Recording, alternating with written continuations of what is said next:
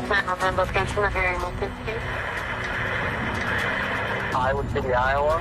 What's the address? Barrington Road. Please go there immediately. What's going on there?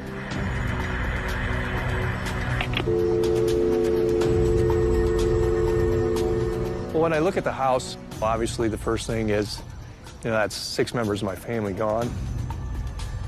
They say time heals all wounds, but I don't think I can ever fill that void. Stephen and Cheryl Supel were a middle-class family, living the American dream. They lived in a very nice home. He was, I believe, the youngest executive on the board at the bank. He obviously was doing very well. They were adopting children. They wanted to give those children a better life and have them be part of their financial success. By all outward appearances, this was a very loving family. But everything was not as perfect as it seemed. This was an individual who had narcissistic personality disorder. I absolutely think that it was a tinderbox ready to explode. I think everybody was just collectively in shock that we're living out this nightmare.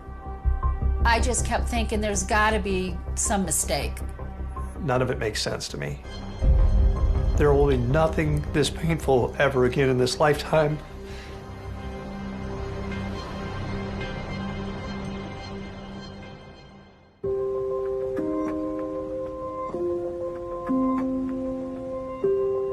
Iowa City is a thriving commercial hub in Johnson County. One of its most prestigious families is the Supels. The Supel family, for decades, has been a large, prominent Catholic family in the Iowa City area. I was very familiar with the family, as most members of the community are. A very giving family, and they give back to their community.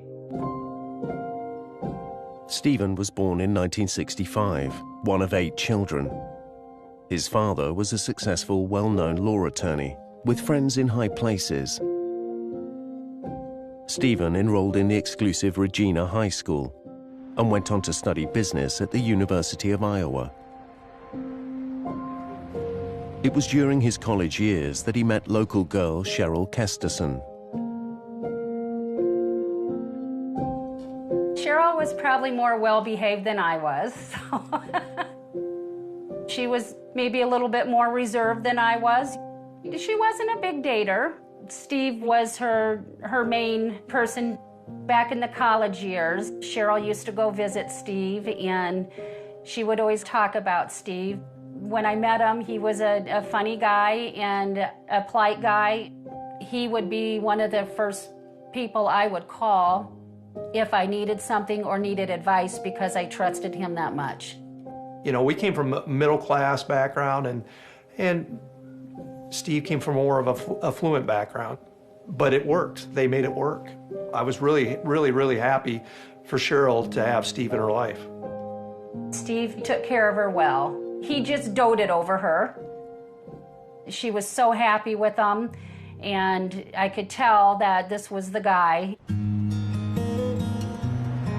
On June the 13th, 1990, Stephen and Cheryl, both aged 24, tied the knot at St. Mary's Catholic Church. The wedding that they had, that was an experience. It was a big wedding at one of the nicer venues in Iowa City. I remember having to wear a tux and all that stuff, but it was very elegant, very classy. I was just really excited for my sister. You could see just the smile radiate across her face. I was the maid of honor and had a fabulous time. One of those real fun weddings, all happiness. By the time Cheryl and Stephen entered their 30s, they were keen to start a family of their own. She wanted to have a nice-sized family. Steve was from a family with lots of siblings, and then Cheryl was just her and her brother. So I think it was important to her to have a larger family. But Cheryl had so many different allergies. She had sinus surgery 2 times and always on strong antibiotics. She kind of felt that She would never be able to get off any meds to have her own children. She could be doing more good adopting. 8 years into their marriage, Stephen and Cheryl adopted their first child, a 12-month-old Korean baby. Ethan had been abandoned by his unmarried mother as soon as he was born. It was an excitingly big moment. I remember when Ethan first came and we all went to the airport together, and just the raw emotion when Ethan came off the plane and we saw him for the first time. And it was just as real, just as heartfelt as when my kids were born. My sister's face, I could see it in Steve's face. There wasn't a dry eye in the place, myself included. I think I sobbed as much as anybody because it was just such an exciting time for them.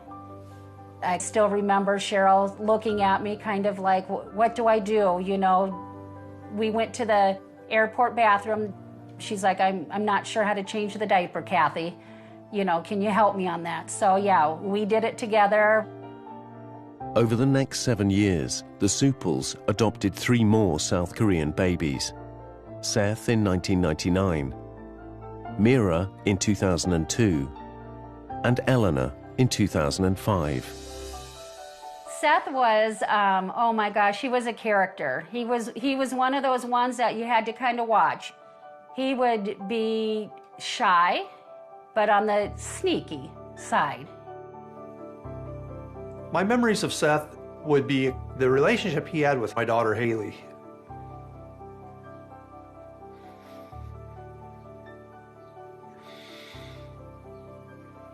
Man. Here it comes again.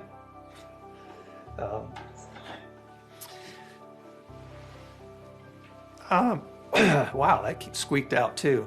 I think the biggest memory of Seth really is with Haley. We typically called them 2 steps because one of them was always 2 steps behind the other. They went everywhere together.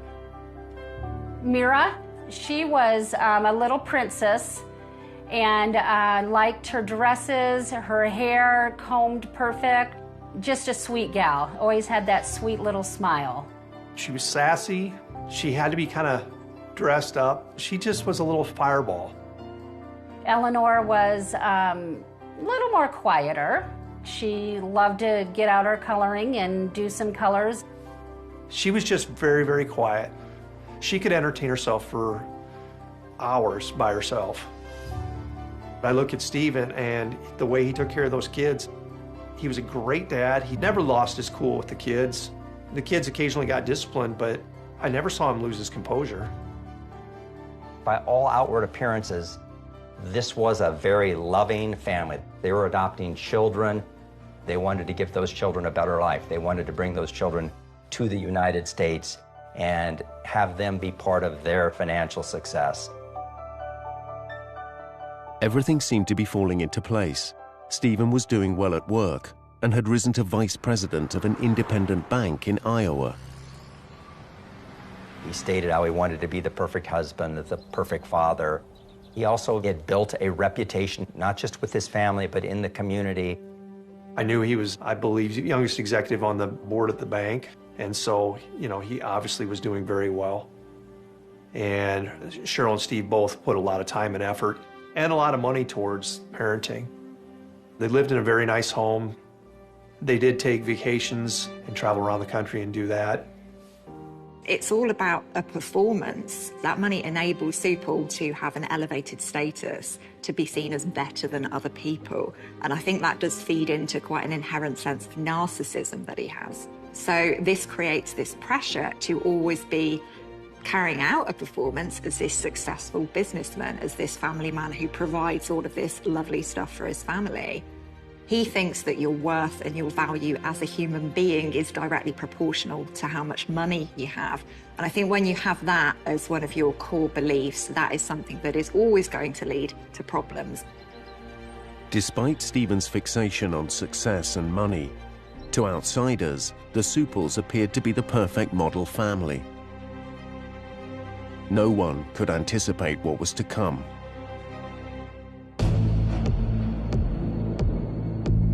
first heard about this, it was shock, it was disbelief. I just kept thinking there's got to be some mistake. There's got to be some mistake. Steve doing something like this, embezzling from the bank, for him to do that is just unfathomable.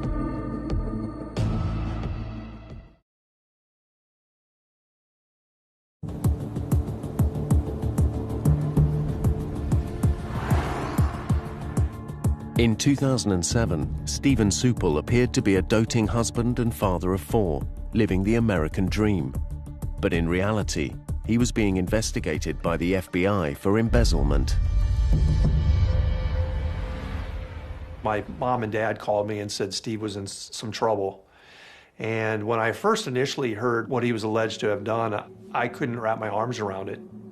I mean, they lived in a very nice home, don't get me wrong, but I didn't see Steve just spending tons of money foolishly.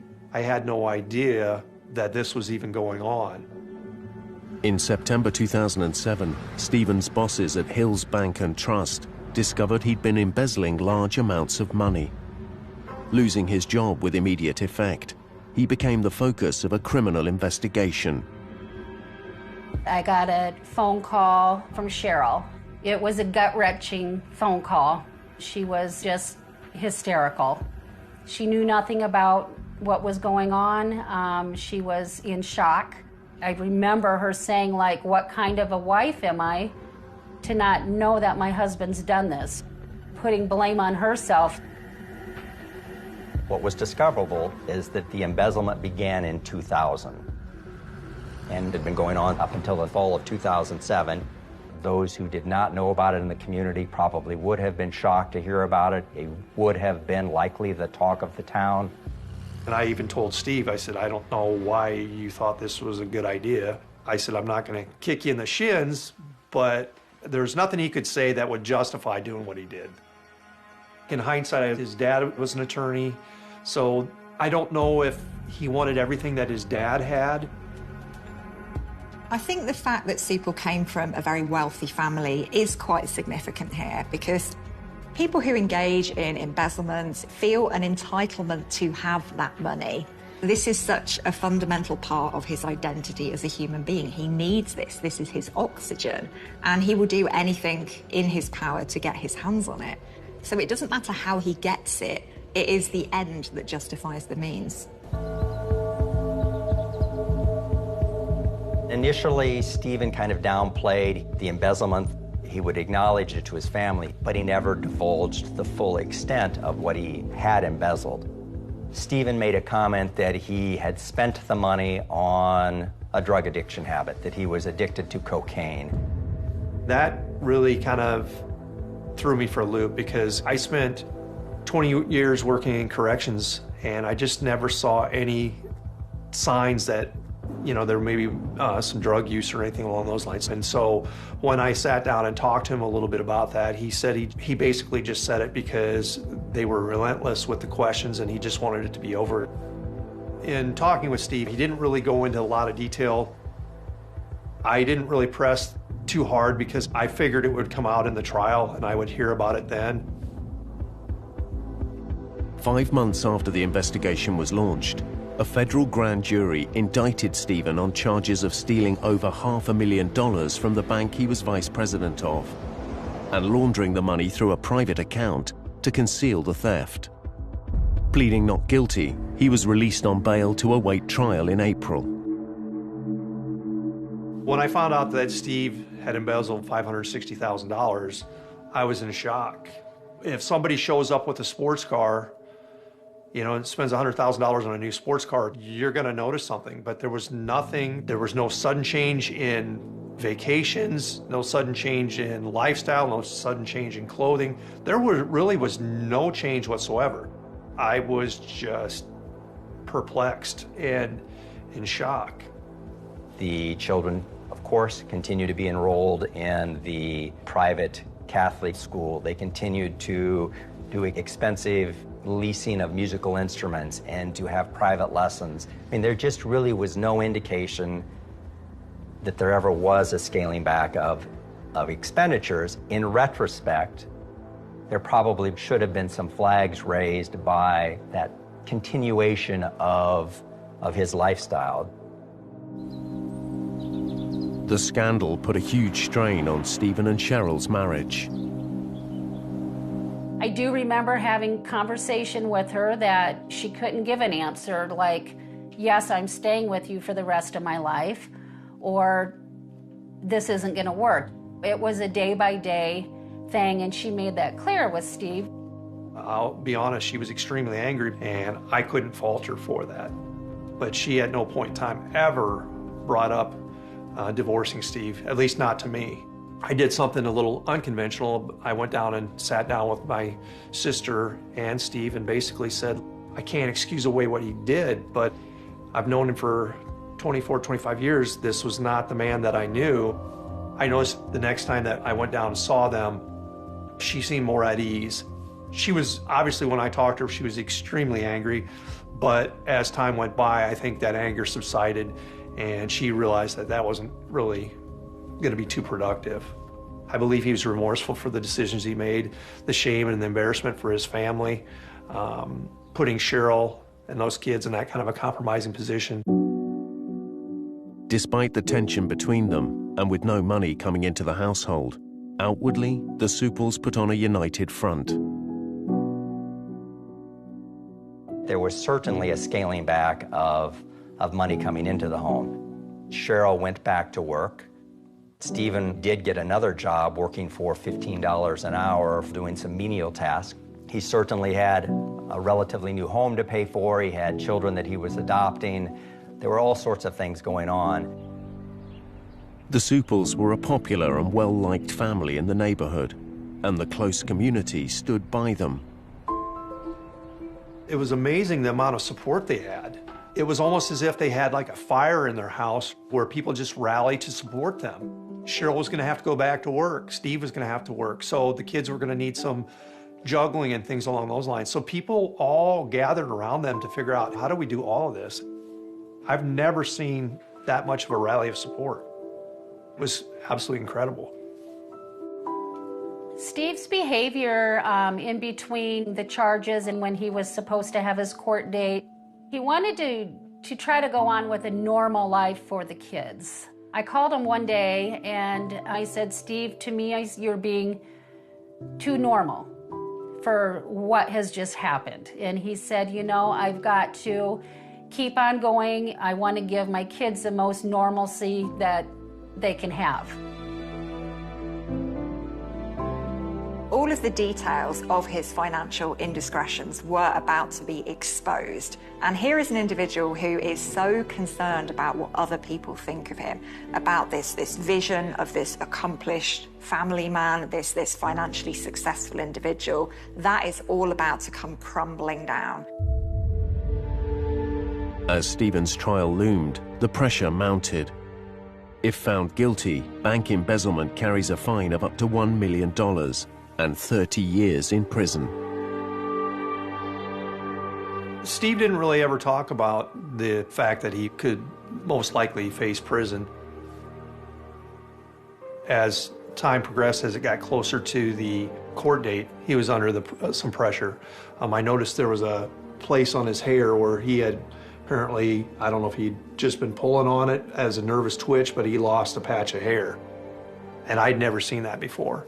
And obviously, something was going on. I called him one day and I said, I'm afraid you're gonna break or crack. When you do, what will that be like for you? I did have to ask him if he would break and harm himself. And he says, no, I would never do that. I would never do that to my wife and my kids. I would never let them go through that. It had been just over 3 months since Stephen was officially indicted, and the countdown to his court case was looming. The Monday after Easter, Stephen and his attorney were to sit down with federal investigators and lay out his finances. What assets did he have? Where might there be monies or funds that were recoverable to pay back some of the money that he embezzled? The other thing that was coming to a head on that Monday is, in addition to the $560,000 that Stephen was known to have embezzled, he also had a home mortgage on his home of over $200,000. He had credit card debt of perhaps $5,000, and he had a second mortgage on his home, which no one knew about, but in the amount of $25,000. This loan is due on the Monday after Easter. So everything was about to be as completely exposed, totally exposed as possible. So you have all of these things coming together, and Stephen's lies to his family, Stephen's lies to his wife, his parents, his extended family, Stephen's lies to his creditors, all of that was going to be kind of the apex of his wrongdoing. About to face public humiliation, Stephen was desperate to find a solution. I never in a million years would have thought he would have harmed his family.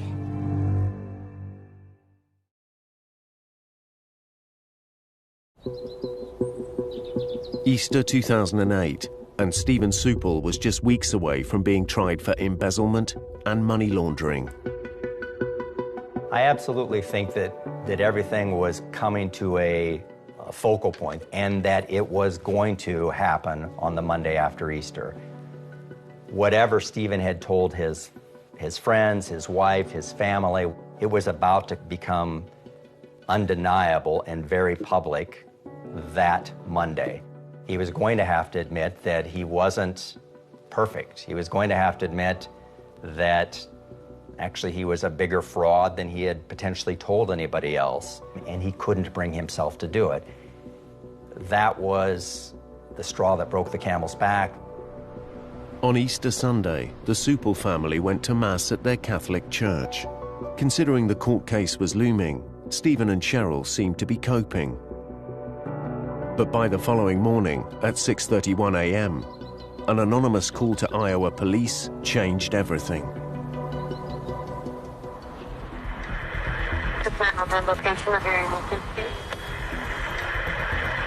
Hello? Am I talking to Iowa City? What is the location of your emergency? Iowa City, Iowa. What's the address? Barrington Road. Please go there immediately. What's going on there?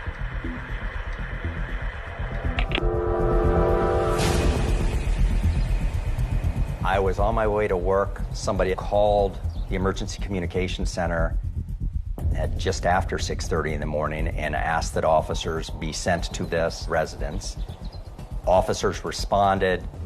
Nobody answered. There was no sign that anything was wrong, and a supervisor approved entry for a welfare check. The door was unlocked. Almost as soon as officers went in, they began discovering bodies. At about the same time, the emergency communications center started to be flooded with emergency calls about a fiery crash on the interstate just east of Iowa City.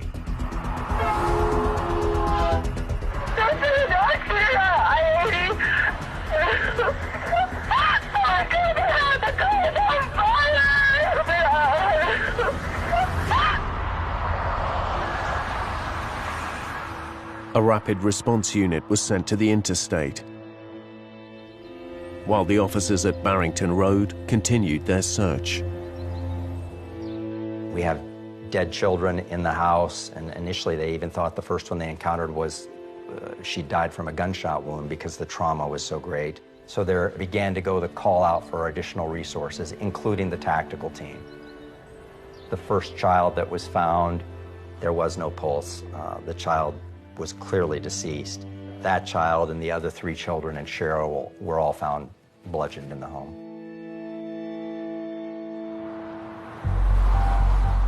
When officers arrived at the scene of the car accident, they were too late to save the driver. The minivan had driven onto the interstate at a high rate of speed, steered across both lanes of traffic, drove into the median between 2 barriers, and had driven at a high rate of speed into the concrete support for a freeway sign. The van burst into flames. It was a very, very hot fire. The license plate melted, the vehicle identification numbers from the dash and from the door panel melted. I mean, it burned completely, as did all of the contents. And we weren't able to make positive identification until much later, and that was only through dental records.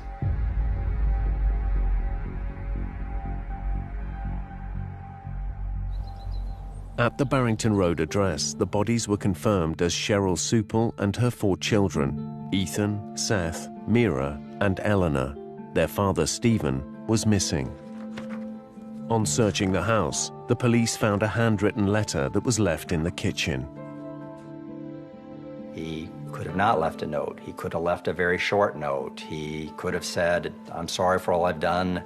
I truly believe this is the best way out." Yet he wrote a 7-page story, and it was exactly his actions that night. This is the letter that was written by Steve. The way Cheryl died was in no way how I felt about her. She was the love of my life and my best friend.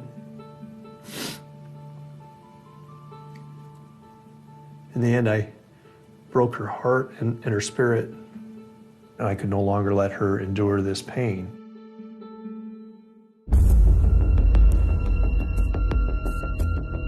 In the letter, Stephen admitted to the murders, going into graphic detail. He killed Cheryl by bludgeoning her in bed with a baseball bat. As she lay dying, he put a plastic bag over her head to asphyxiate her.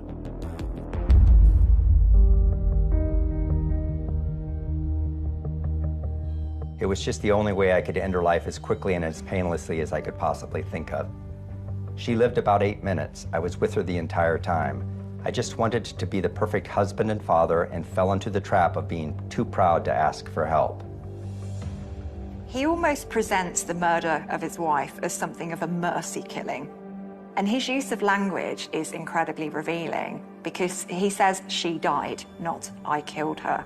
He is effectively removing himself out of the equation here. He's taking the focus off him and onto Cheryl, onto his victim.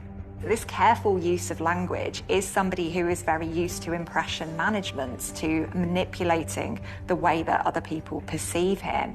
He's always trying to make sure that his version of the story is the one that sticks.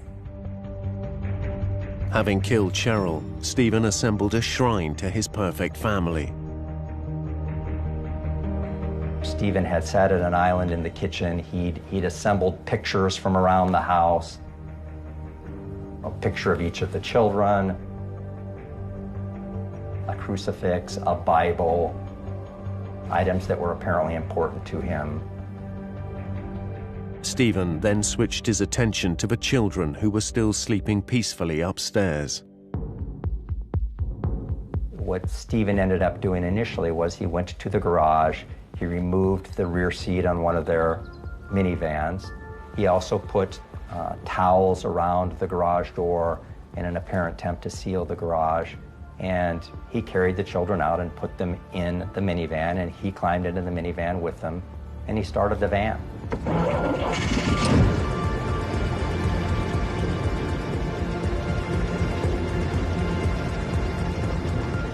It was his written intent that everybody pass peacefully from carbon monoxide poisoning. That didn't work, or didn't work quickly enough for his satisfaction. So again, according to his journal, he carried the children in one by one and laid them in various beds. And then described how he had killed them in the same way that he had killed Cheryl.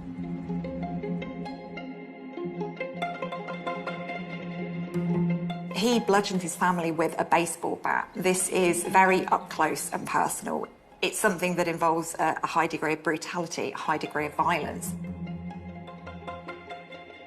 It's very tempting to look at cases like this and interpret them as moments of madness, of people having snapped, having lost it. But when you look at the detail in this case, that really is not what's going on here at all. These murders were intricately planned. He thought through them, he came up with a strategy for them. So he knew exactly what he was doing, and he knew what he was doing was wrong, and he carried on with it anyway.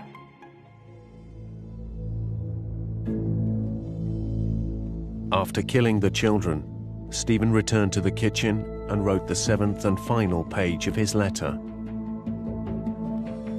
When I took Cheryl's life, I prayed by her and I promised they would all be together. It's now my turn and I must do something painful. That ended his journal. He never came back after that. He made 2 more phone calls from a cell phone to his own home and left addendums to his story, if you will, on his own answering machine.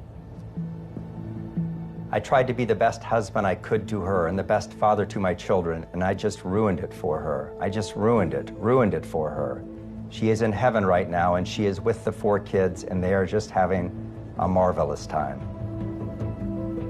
When he leaves the letters, when he leaves the voicemails, what that is doing is ensuring that his voice is the one that carries with the story of these murders. He wants to control the narrative. He wants to set the storyline. And this is inherently narcissistic because this is all about me, myself, and I. And occasionally you see a reference to his wife and children in the margin, almost like they're a kind of afterthought.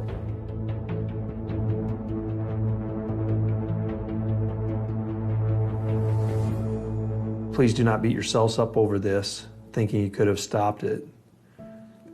This is no one's doing but my own. I take full responsibility for all my actions.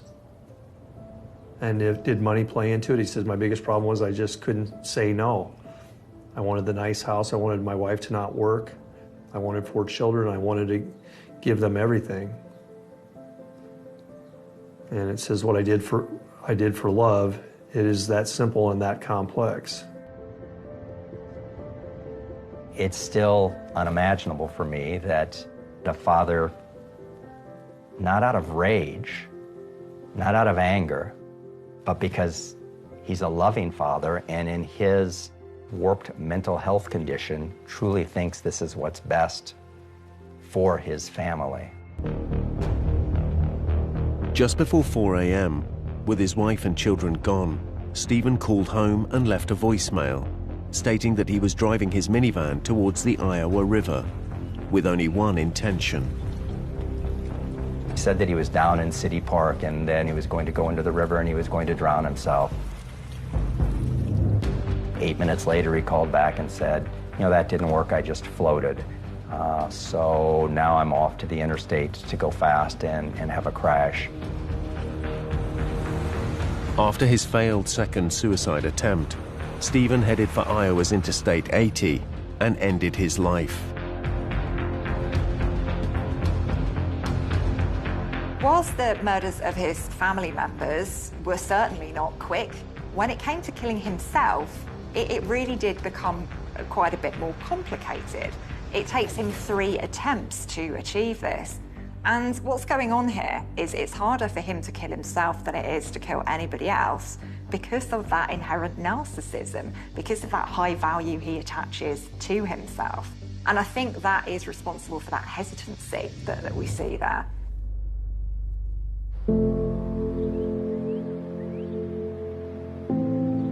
News of the horrific murders of Cheryl and the children rapidly spread across the neighborhood. So the day of the murders, I got a phone call to say that there's been a crime scene at the house. I tried calling Cheryl's number repeatedly, thinking she's going to answer the phone, you know, and then pretty soon the police officers started coming over and explaining to me what had happened. I can remember falling to my knees. 20 miles north at Cedar Rapids, Cheryl's brother Dave was at his youngest daughter's school when he heard the news. My phone rang. It was my mom. She said, "They're gone." And I said, "What do you mean they're gone?" She said, "Steve killed them. They're gone." Steve killed Cheryl and the 4 kids before he took his own life. I remember just staring off into space and just bawling. Dave's son was close to his aunt Cheryl, and knowing he would be devastated at the news, his father took him straight out of school. That day, I got pulled out of class by our principal, and they had said, "Your grandparents on my mom's side are here to pick you up." And we got in the van, and this is a memory that I'll never forget. I said, "Something awesome's got to be happening," because Grandma and Grandpa never come and pick us up from school, and we always do fun stuff. And then we drive home. Ethan was just 10 years old, Seth 8, Mira 5, and Eleanor 3, when they lost their lives at the hands of their father. It took me quite a long time to process because I was so angry. Just the fact that you could take such a young kid's life. I couldn't wrap my head around it. Ethan and I, we were only 15 days apart. Ethan was my best friend growing up, and we played soccer against each other. We played soccer with each other.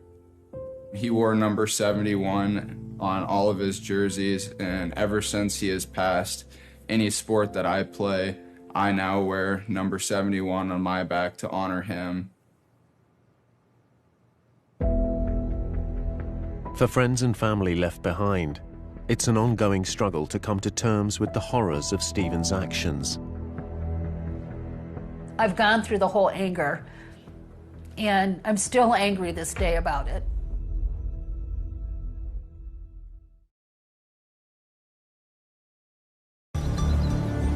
To escape the shame of his crimes being aired in a public court, Stephen Supple had murdered his wife and 4 young children before ending it all in a lethal car crash. Stephen's life became more public than he could ever have imagined, and news of the story of a middle-class father killing his own family sent shockwaves across the globe. It was a media frenzy. It was absolutely crazy with the amount of cameras and everything. As far as the newspapers and the media, I just didn't want to go there. But throughout the years, I might go back and look at those, and I'm not sure why I do. To turn on the TV and see that, yeah, I just walk away. Nobody saw it coming. So what drove Stephen to act like this and believe taking his wife and their 4 innocent children's lives was the solution? When we look at the record of the events that he left for others to discover, he talks about having known that this was necessary for around 7 months. But it's just that use of language that for me is really compelling here. I knew this was necessary. I have the right to make this decision on behalf of my family members. He doesn't see them as autonomous individuals who exist in their own right. At no point does he think, well, okay, financially things are not good and everything's going to go quite horribly wrong. He doesn't see a future or envisage an alternative reality in which they recover from this setback and they go on to live their own independent lives, because that is not how he sees these people. He owns them and he has the right to make these decisions on their behalf. Over time, the Kesterson family, including Dave, have forgiven and made peace with what happened. When it came back to, the events that transpired that day, I think the easiest thing I had to do was forgive Steve, and I credit him for, the type of father he was. That one isolated incident, however horrific it was, should not overshadow 25 years either. And so, yeah, some people wrote some pretty nasty stuff about me. They couldn't believe I could forgive him. But this is also about healing and how you get through this as well. I was upset. I was very angry at Steve for a long time. My dad chose to forgive Steve before all of us, and I kind of just said, no, I'm not going to do it for a long time. And I finally did because I realized that's not the man that we knew and we loved.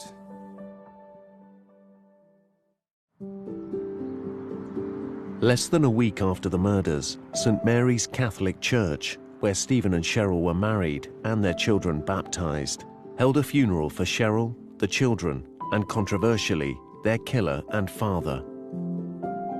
I didn't understand that would create as much controversy as it did. But I know some people were really upset that we had them buried together. I think sometimes people want to villainize him or make him out to be this terrifically horrible, crazy, psychotic nutcase. Obviously, he made some huge mistakes. And it wasn't the $560,000 that he embezzled that was the problem. It was the very first dollar, because he ended up opening the floodgate. Despite Cheryl's family having made their peace with Stephen, over a decade on, not everyone can be so forgiving. Someone you've known since 3rd grade until you're 42, it's a lot of history. I think of Cheryl and the kids every single day. I went through so much anger. Steve and I had this talk. He promised me he wasn't gonna harm Cheryl and the kids. Supel was somebody who was an incredibly accomplished actor. He was playing the loving husband and father. There were people in the wider family, people in the wider community who really did believe in him. I think it makes sense to look at a case like this and explain it away as an individual who has just snapped and lost control in a moment of madness, because it's easier for us to accept that than it is to believe that somebody can systematically plan out the murder of their own family. But that is exactly what happened. There's no doubt about it to me that it was a mental health issue. In the end, there was no way, there was no escape from him being exposed as a fraud. And that, in and of itself, brought him to the point of no return, that he felt this was the only option available for him. And because Cheryl and the kids' world, in his opinion, revolved around him and were so intertwined with him, that they couldn't exist on their own if he was gone. If we can help people lose the stigma of mental health, whether it be antidepressants or whatever. I'm not on antidepressants now, but for a season I was. Nobody should be ashamed about that. We need to really start taking a longer look at people's mental health. We're trying to make logical sense out of an illogical act, and I don't think you can do that. So again, one of the things that I've been able to do is just move on, because if I knew the answer to the why, would it make you hurt any less? The hurt's not going to disappear. If I could say anything to anyone out there that is going through the tough times, don't pretend you're okay when you're not okay. Take all what you can get from your family and friends that want to help. It's okay to lean on someone. There's help out there. So I would really recommend anyone going through this to just use the words, I need help.